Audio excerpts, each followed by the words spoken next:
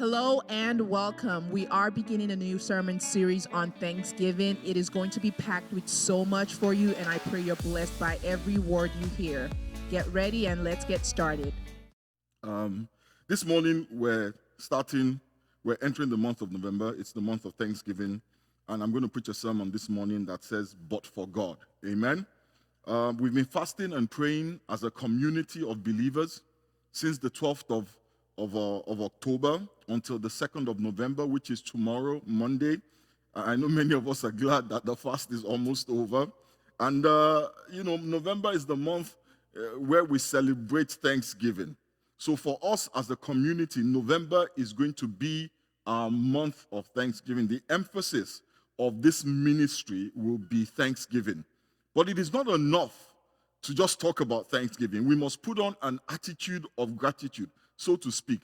The elections for the president and many of the elective offices are on Tuesday.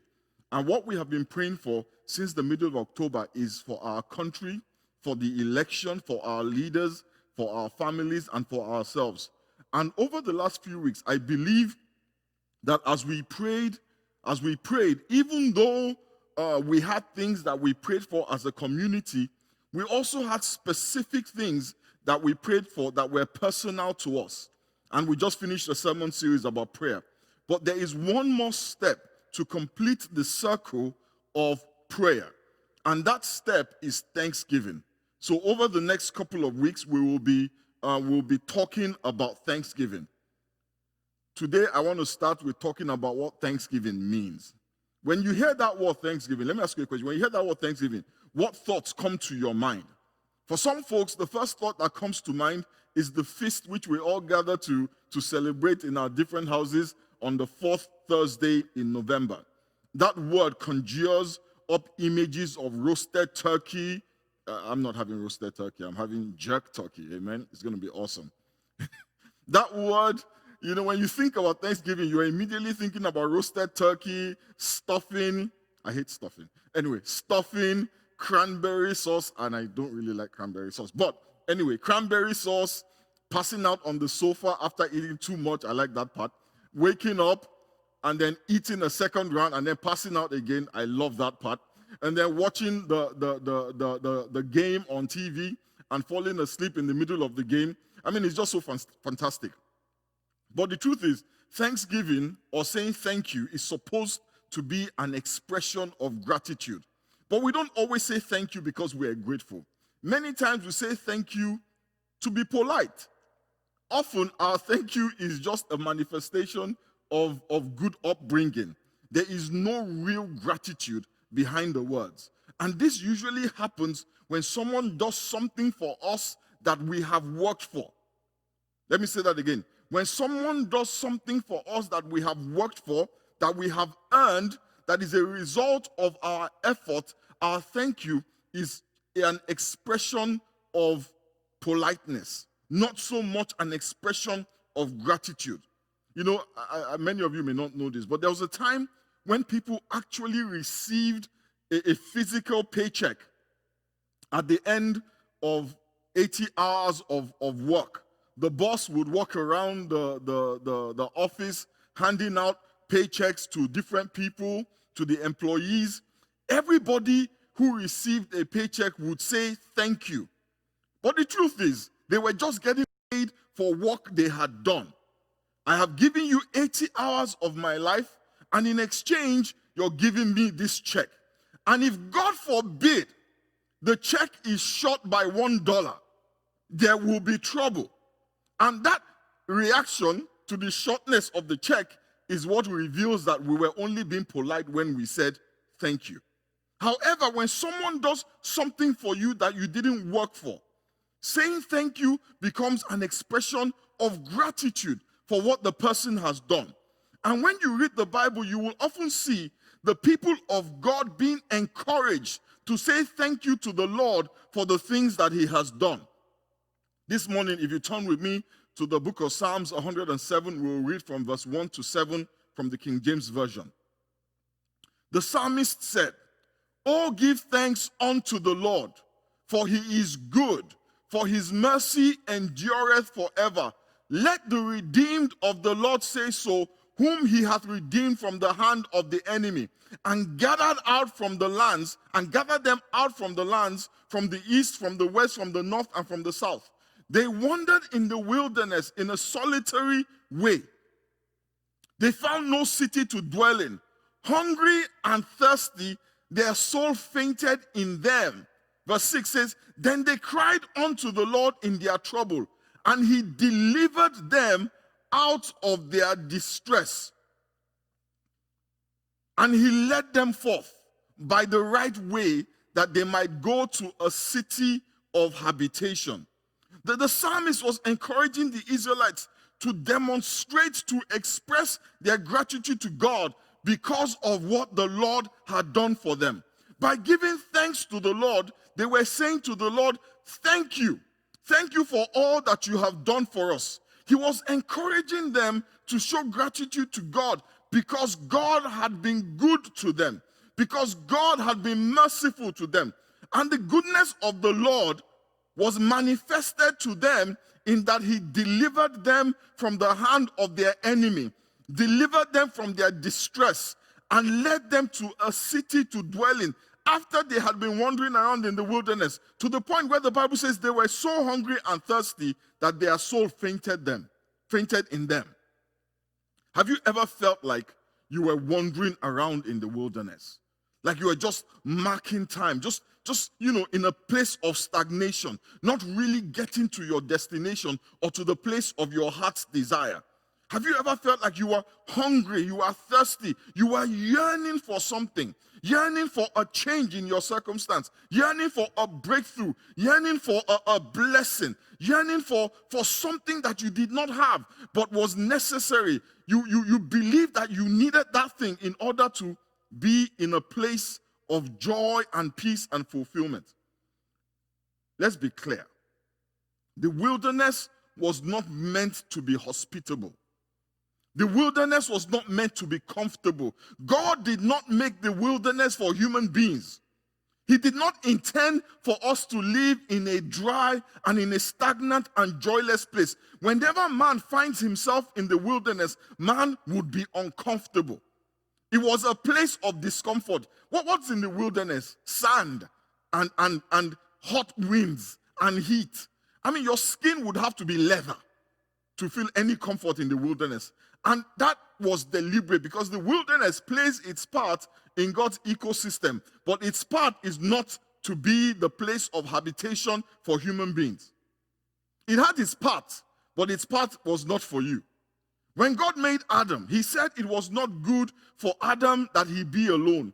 So God made Eve. Some of us who are single sometimes yearn for the promised land of a loving relationship. Being single is not God's destination for you.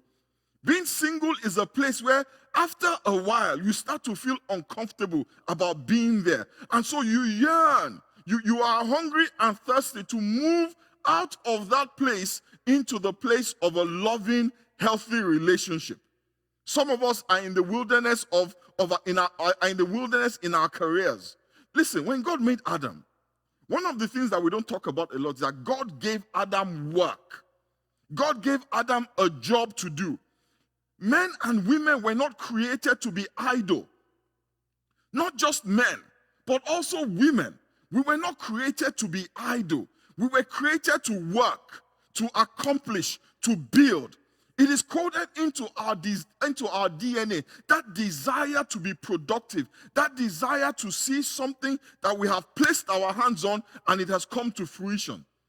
It is true that we need to rest.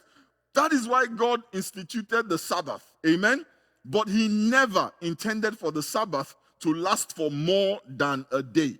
Basically, for a short and predictable time. A vacation is good. But if every day is a vacation, there are very few of us that can endure it indefinitely. We need rest, but it has to be short, it has to be predictable, and it has to be our choice. That is why long periods of unproductivity are so unpleasant to most people, because God did not make us to be unproductive. It is not God's will for you. There is a place, my brothers and sisters, There is a place that God will take you to. The Bible calls it a land flowing with milk and honey. Yes, it is a place where you will work, but it is a place where your work will produce. Amen? It is a land of productivity. It is a land of fulfillment. It is the land of peace, the land of joy. Amen? Now, if you go back to the psalm we have just read, did you notice that the psalmist did not ascribe the deliverance to something they did? He did not claim that, you know what, thank God for delivering us. After all the things we had done, he finally came through for us. No, he recognized that their deliverance was based on the goodness and mercy of God. You don't show mercy to a good person. You don't show mercy to an innocent person. You only show mercy to a person who deserves judgment and punishment. I said earlier, when someone gives you what you have worked for, something you have earned, something that you have deserved, truly they're simply giving you what is rightfully yours. And in that situation, thank you is not an expression of gratitude, it's an expression of politeness. But when instead of judgment, you get mercy, instead of punishment, you get blessings, true gratitude flows from your heart and rolls out of your mouth because you realize that what you have, you did not deserve. And that is why I believe many of us struggle to be truly grateful. Because too many of us believe that what we have and who we are, who we have become, was the result of our effort. We talk about how we worked hard to get where we are. But the Bible tells us in Psalm 44 verse 3, they did not conquer the land with their swords. It was not their own strong arm that gave them victory. It was your right hand and strong arm and the blinding light from your face that helped them because you loved them. Hallelujah. Let's read Psalm 124 from verses 1 to 5. It says, if the Lord had not been on our side, let all Israel admit it. All New Covenant help admit it. If the Lord had not been on your side, we would have been swallowed up by our enemies, destroyed by their anger. We would have drowned beneath the flood of these men's fury and pride. But for God on our side, the enemy would have rejoiced over us. But for God on our side, failure would have been what we were known for. Because of God, we are known for success. Because of God, we are known for progress. Because of God, we are known for productivity. Because of God, we are known for being fruitful. It is because of God that you are where you are and you have what you have. The Bible says in the book of Proverbs 21 verse 31, you can get the horses ready for battle, but it is the Lord who gives victory. Let me say that again. You can get the horses ready for battle. You can put your resume together, but it is the Lord that gives you the job.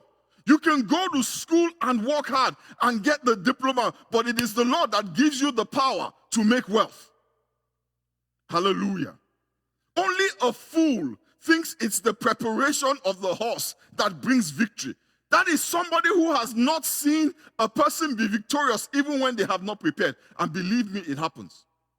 Have you not heard of the guy who was voted the least likely to succeed in a class because they were just irresponsible, never turned in their assignments on time, failed every quiz, every exam, yet they are CEOs of Fortune 500. In fact, a few of them became presidents. Hallelujah. We have C students becoming president. We have people who cheated on exams becoming presidents. Hallelujah. Only a fool thinks it's his diploma that brings him wealth. We have people who dropped out of college, make worth billions of dollars. Amen? Only a fool thinks it's their physical appearance that got them a spouse. Have you noticed, no offense meant, have you ever seen a really beautiful woman with a guy that makes you go, huh? Yeah. So it is not about your six-pack. Amen? It is not about all the money in your bank account. It is the Lord that shows mercy. These folks who think it is their strength, who think it is their hard work, they cannot be truly grateful. They can say thank you to be polite. Thank you because you know what? That's what we're doing in church right now. We're saying thank you. But it is not coming truly from the heart. That is why the psalmist had to remind the Israelites that they found a place of habitation, not because of their knowledge of astronomy, not because they were able to navigate the stars, navigate with the stars and find their way out of the wilderness, or because they understood geography, or even because of their goodness, but because of the goodness and the mercy of the Lord. New Covenant House, where you are today, is not because of your diploma. It is not because of your intellect. It is not because of your wisdom. It is because the Lord was good and merciful to you. You know, some people may not like to hear me say this, but the truth is, America, hallelujah, is the greatest country in the world. Its economy is unparalleled. Its productive capacity cannot be matched by any other country in the world. Its military might, oh my God, its military might is the most powerful the world has ever seen. The destructive capacity of the American military is phenomenal. And its people are some of the most brilliant innovators in the world. But sometimes those of us in America forget that this country is not what it is because of the goodness of its people or the brilliance of its leaders. America is great because of the goodness and the mercy of God. You know, sometimes I hear people point to the founding fathers of this country and the constitution that they created as the cause of this country's greatness.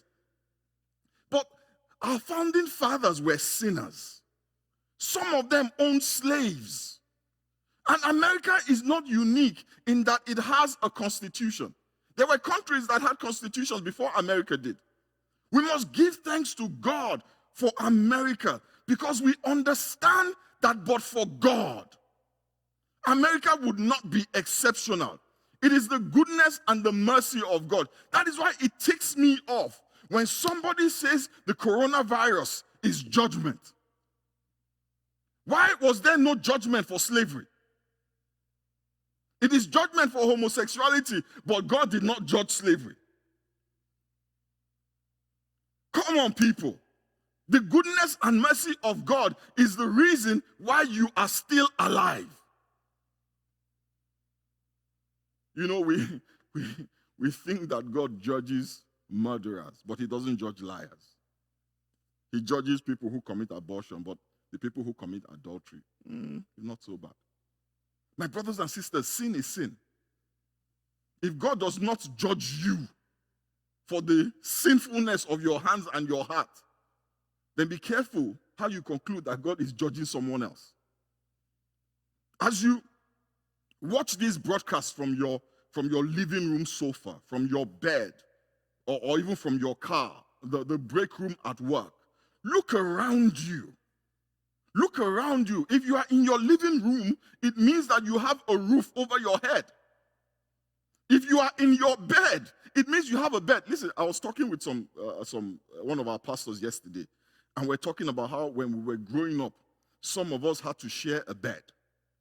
And you know what he said to me? Oh, wow. Some of us had to share the floor. Look at all that you have. And all that you are. If you are in your break room at work, it means you have a job. If you are watching on your phone, on your smartphone, it means you can afford one. If you are watching in your kitchen, it means that there's a roof over your head.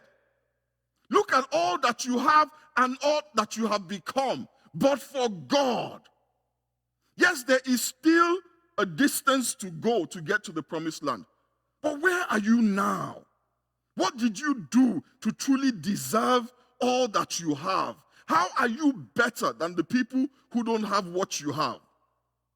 You know, sometimes we forget that the life that we are living is someone else's exceedingly abundantly over and above what they can imagine. You know, I sat down the other day and I looked around in my house. I looked around at my house. And you know, my wife and my wife and guess what? I have a dog, a standard poodle.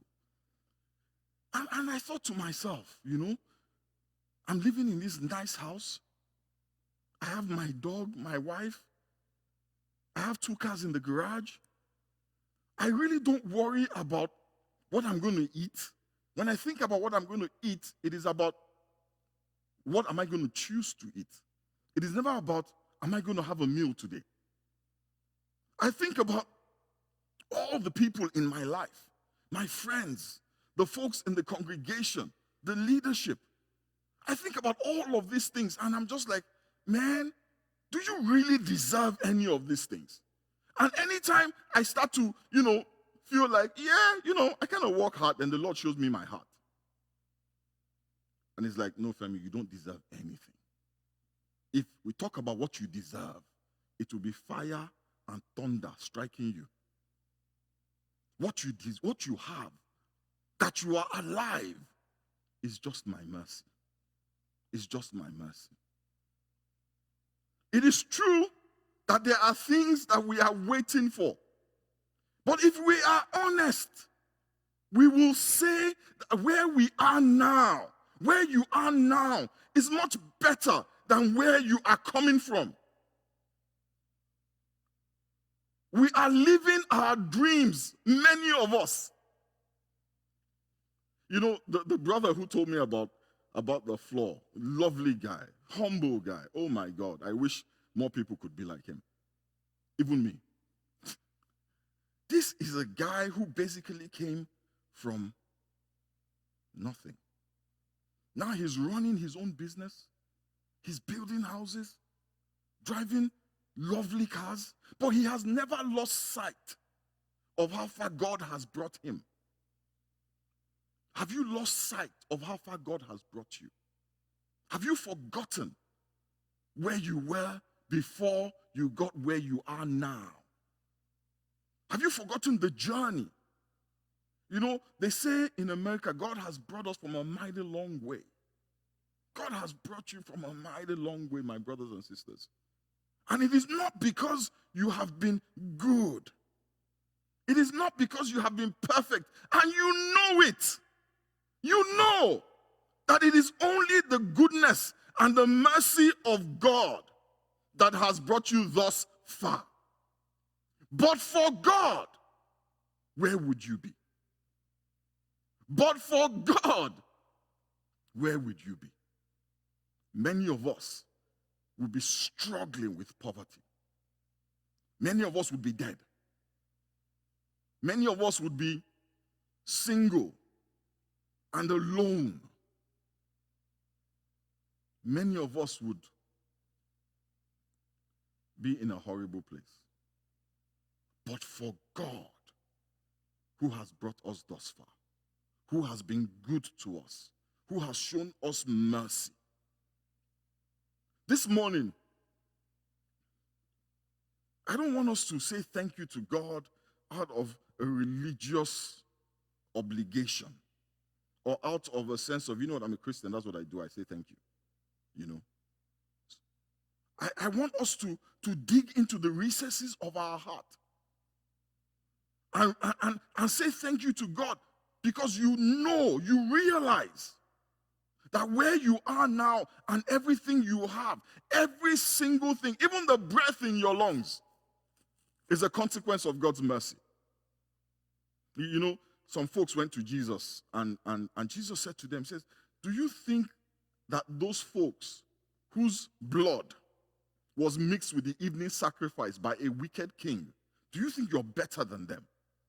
Do you think you're better than the folks who have died from the coronavirus? Do you think you're better than the folks who are being killed by Islamic fundamentalists? No. It is just because God has shown mercy on you. And if you are grateful for what God has done, let that gratitude be expressed in the way that you live, in the things that you say. The mercy that God has shown you. If you truly believe that God has shown you mercy, we will see the mercy in your own hands, in the way that you live, in the way that you deal with people. Let us pray this morning. Let us say thank you to God with our words as a first step in living a life of gratitude, in living a life of mercy and goodness to others.